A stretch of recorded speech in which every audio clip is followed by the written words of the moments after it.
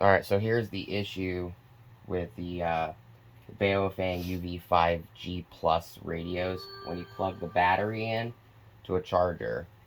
So if I turn around, key up, it immediately kills it. So turn the charger off.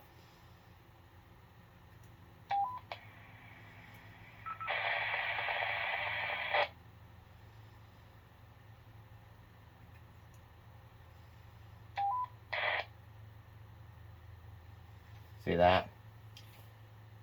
So if the charger's on, I can transmit, but it will not receive on any radio. It doesn't matter what radio it is. As soon as I turn charger off, this radio can hear and transmit again.